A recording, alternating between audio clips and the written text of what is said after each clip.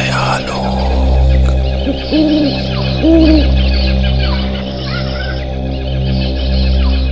एक था राजा, एक थी रानी, दोनों मर गए, खत्म कहानी। मगर आज जिस राजा और जिस रानी की कहानी हम आपको बताने वाले हैं, उनकी कहानी तो मौत के बाद भी खत्म नहीं हुई, बल्कि 400 साल बाद आज भी वो लोगों को डरा रही है। नमस्कार, मैं हूं नमिता सचदेव। मायालोक में आपका स्वागत है। मायालोक। ये एक तिलिस्मी किले की कहानी है। कहानी भानगढ़ की रानी की। रानी रत्नावती। जैसा नाम था वैसी ही उसकी काया थी। रत्नावती बेइंतहा खूबसूरत थी, मगर एक दिन उसकी यही खूबसूरती उसके पूरे साम्राज्य के लिए खौफनाक अभिशाप बन गई। पूरा का पूरा भानगढ़ बर्बाद हो जाएगा और ये मेरा श्राप है तुझे, श्राप है।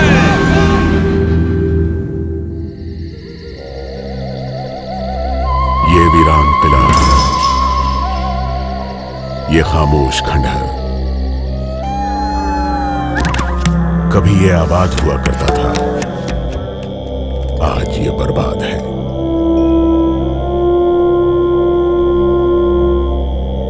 कहते हैं आबादी और बर्बादी का फासला इस किले ने कुछ बरसों में नहीं, चंद घंटे में तय किया था।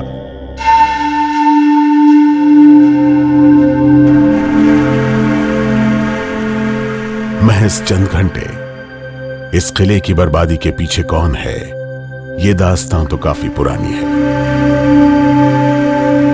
लेकिन इसके डर का साया लोगों के जहन में आज भी उतना ही ताजा है।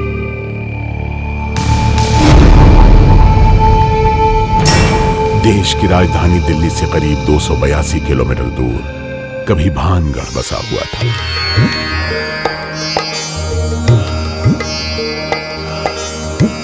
पंद्रहवीं सदी में राजस्थान के अलवर जिले में भानगढ़ एक देसी रियासत हुआ करती थी।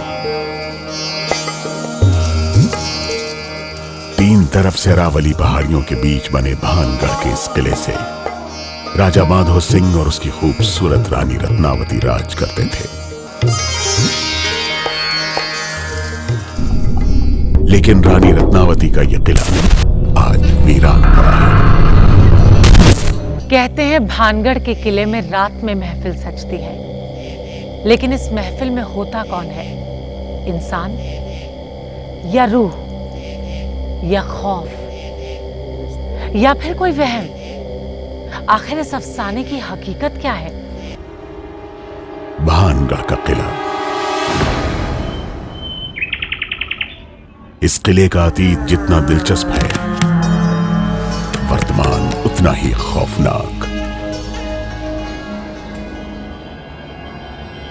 खौफनाक इसलिए क्योंकि वीरान हो चुके इस किले में कोई है जो खौफ बनकर लोगों के जहन में उतर गया है।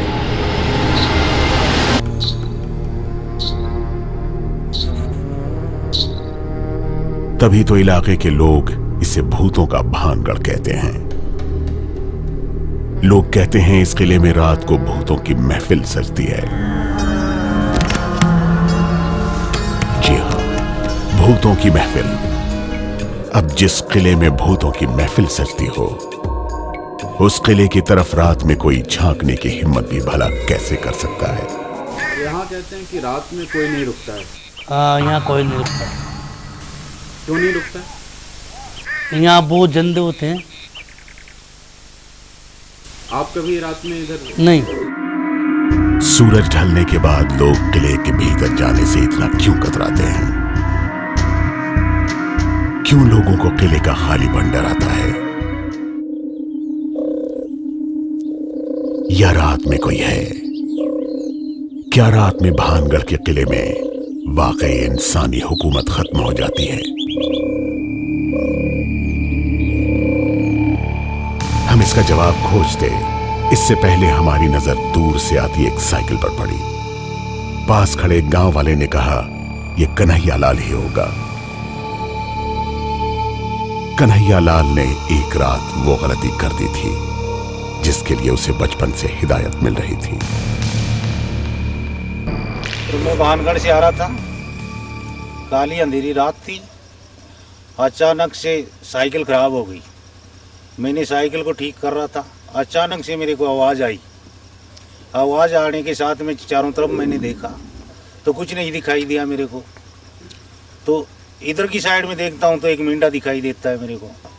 इधर से देखा तो एक बिलाव खड़ा, तो मैंने उससे भी भय लगा। कुछ देर तक मैं दूधता रहा, कुछ साइकिल को ठीक की, कुछ नहीं की, साइकिल को भगाता रहा, आता रहा। आगे आते ही मेरे को एक वो अपने बिलाव दिखाया। बिलाव देखते तो मेरा सारा शरीर कांप उठा। तो वो आत्माएं भटकती डोलती हैं। खंडहर के सामने कन्हैयालाल की आप बीती रात के वक्त रोंगटे खड़े कर देने के लिए काफी थी। वैसे कन्हैयालाल उस घटना के बाद सीधे घर नहीं गया। दहशत में डूबा कन्हैयालाल भागकर सीधे गांव के तांत्रिक के पास पहुंचा। गुरु बचाओ, गुरु बचाओ, गुरु बचाओ, आपकी शरण में आया हूँ, गुरु बचाओ। तांत्रिक ने तंत्र मंत्र के जरिए कन्हैयालाल को उस मनहूस साए के खौफ से आजाद कराया। और अपने रात को अपने बांध करके और तकिए के नीचे लगा करके सो जाना और सुबह जो है कब उठ जाना। अजबगढ़ के निवासी कन्हैयालाल पर उस रात जो बीती थी, तांत्रिक के मुंह से उसकी वजह सुनकर आप भी हैरान रह जाएंगे। जैसा वायु का बुगला सब बनता है और उस घेरे के अंदर काफ़ी अपना आकार बता करके नाना प्रकार का रूप धारण कर लेता है। जैसे कि भैंसा का बनना, भैंसा बनना, बिल्ली बनना, मेंढा बन जाना। और वो उस रास्ते को उसको इस प्रकार परेशान करता है, अंतिम उसके जब पीछे पड़ जाता है तो उसको ले ही जाता है, खत्म ही कर देता है। भानगढ़ के बारे में हमने कई डरावनी कहानियां सुन रखी हैं। तांत्रिक ने उसमें एक और कहानी जोड़ दी। हमें तो ये भी बताया गया कि यहाँ एक दो रूह नहीं बल्कि रूहों की पूरी महफिल सजती है। वहाँ जब हम जा रहे थे, रात को जा रहे थे, वहाँ इतने झमझम की आवाज़ आ रही थी, कैसे ढोलक मजीरे नाचने वाले जैसे नाच रहे हैं और ढोलक की आवाज़ आ रही है।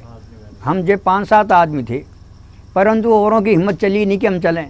मैं भी ऊपर जाकर के एक दीवार के ऊपर जाकर बैठ गया और मैं भी उनकी जो है झमझम की आवाज़ और ऐसे जैसे कोई सर्च लाइट जुड़ जाती है, ऐसे लाइटें जुड़ रही। भानगढ़ के किले की ये एक ऐसी तस्वीर है जो दिन के उजाले में भी आपको कांपने पर मजबूर कर दे। यहां आकर हमें यह एहसास हुआ कि हमारा वास्ता किसी ऐसे की मौजूदगी से था जिसका होना खौफ है, सिर्फ खौफ। हर शख्स की जुबान पर इस किले की कहानी है। किसी ने हमें राजा की कहानी सुनाई, किसी ने रानी की, किसी ने हमें मायावी तांत्रिक की कहानी सुनाई, तो किसी ने उसके तिलिस्म की। वो कहानी जो लोगों ने अपने पुरखों से सुनी। कहानी तो पुरानी हो गई, सैकड़ों साल पुरानी, लेकिन उस कहानी के किरदार आज खौफ की शक्ल अख्तियार कर चुके हैं।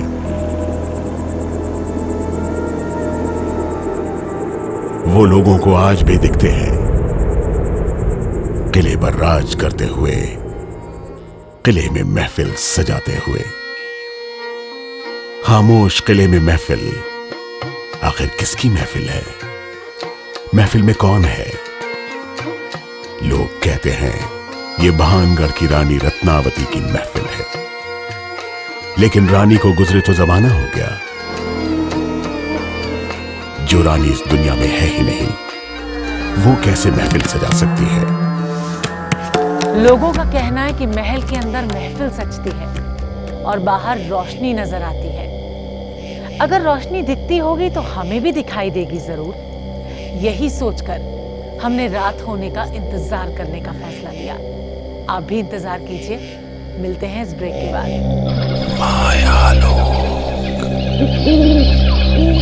जारी है मायालोक।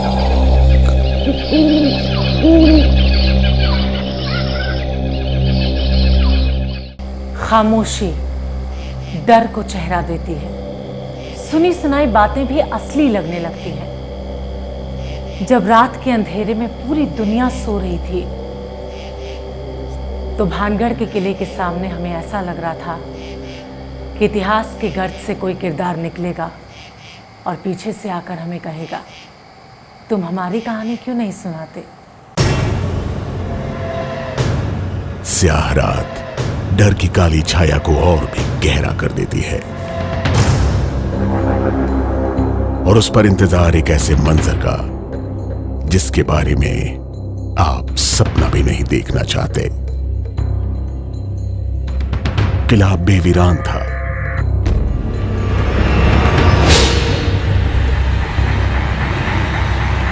हम इंतजार कर रहे थे रूहों की महफिल का। तभी हमें बाबूलाल की याद आई। बाबूलाल ने महल के अंदर कुछ परखने की कोशिश की थी, एक खतरनाक कोशिश।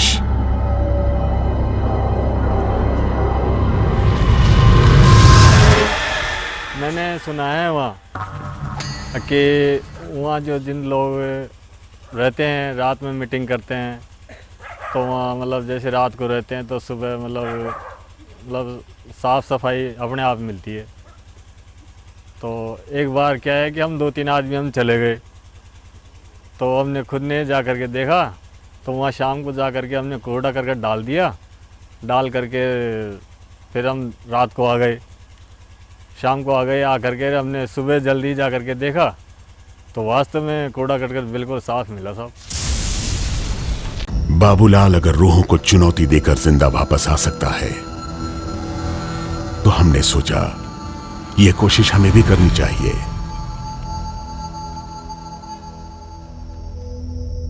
यह चुनौती थी हमारे लिए भी और किले में मौजूद अनदेखे के लिए भी। नारियल के छिलकों को हम अंदर रखकर बाहर आ गए।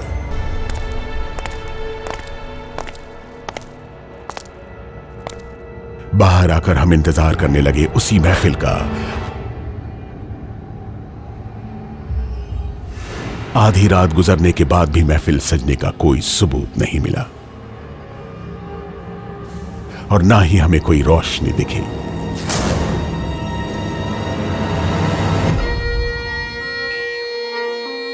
वैसे ये महफिल किसके नाम से गुलजार होती है, कौन है और इस महल में क्यों है?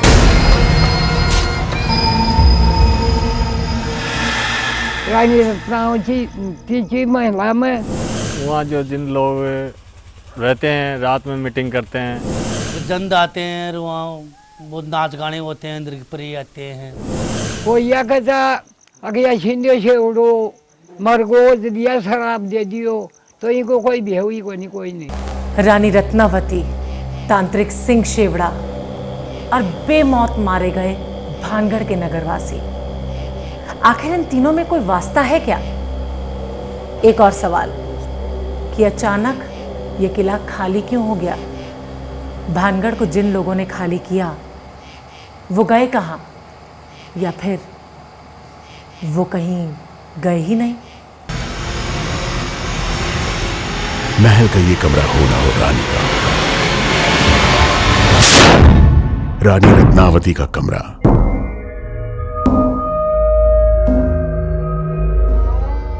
रत्नावती बेहद खूबसूरत थी। आसपास के राजघरानों में ऐसी खूबसूरत रानी नहीं थी। आसपास के राजा भी अपनी रानियों पर नहीं, रानी रत्नावती पर फिदा थे। रत्नावती की ये सारी बातें एक तरफ और रानी की अय्यारी यानी जादूगरी के किस्से दूसरी तरफ। लेकिन रानी जानती थी कि खूबसूरती और तिलिस्म की मायावी दुनिया में तलवार की धार पर कभी किसी और की गर्दन होती है तो कभी खुद की।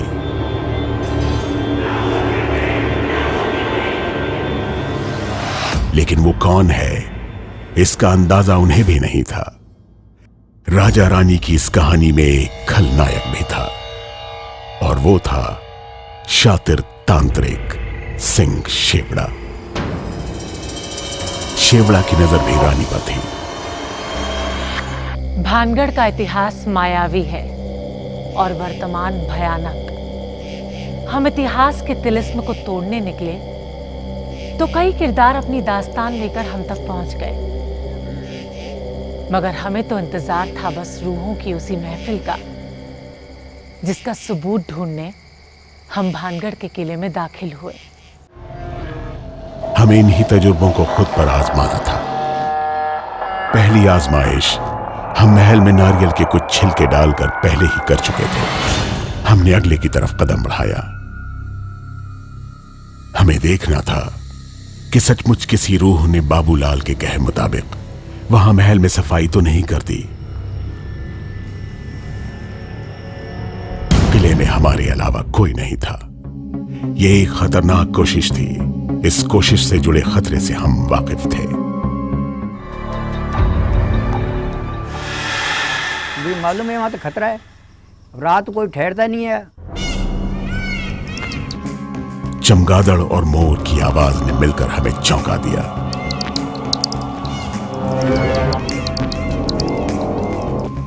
लेकिन तभी हमारी नजर पड़ी रानी रत्नावती के कमरे पर, वही जगह जहां रानी खेलती थी अय्यारी का खेल। और रानी पर रहती थी एक काली नजर। मायावी तांत्रिक सिंह शेवड़ा की। वो तांत्रिक जो हर हाल में रानी को पाना चाहता था। कहते हैं तांत्रिक शेवड़ा ने एक तिलिस्मी चाल चली।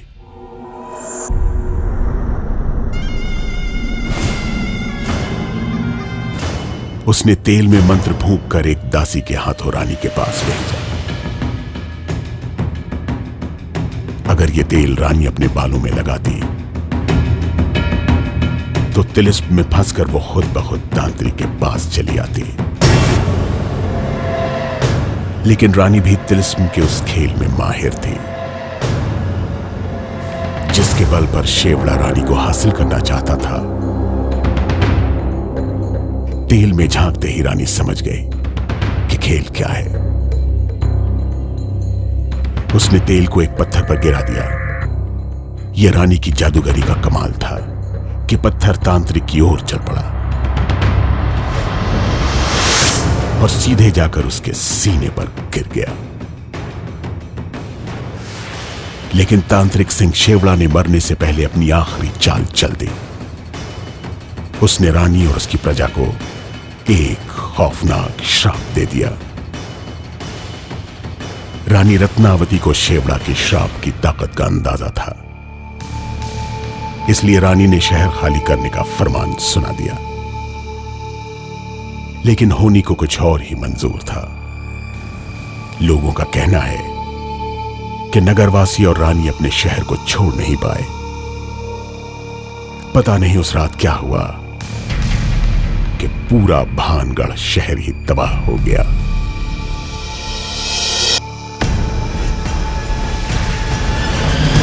बस वह यही कारण था कि शेवड़ा जादूगर था। तो रानी ने आवाज़ लगा कर दी कि गांव खाली कर दिया जाए।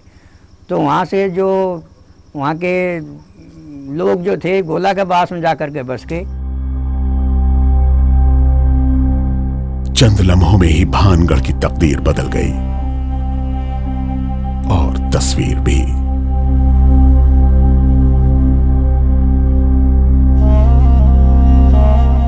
जो लोग शहर छोड़ गए वो तो बच गए, बाकी तांत्रिक के श्राप से बेमौत मारे गए। लोग कहते हैं कि बेमौत मारे गए उन्हीं लोगों की रूह आज भी किले में अपनी मौजूदगी का एहसास कराती है। यह एहसास अक्सर बेहद खौफनाक भी साबित होता है। हम इन्हीं एहसासों के साथ उसी जगह पर पहुंच गए जहां हमने नारियल के छिलके छोड़े थे। हमने देखा वो छिलके वहीं पड़े थे, जस के तस। 3 दिन 3 रात हमने दोनों जगहों की खाक छानी। खंडहर मिले, खामोशी मिली, 2 आबाद शहरों की बर्बादी के निशान भी मिले,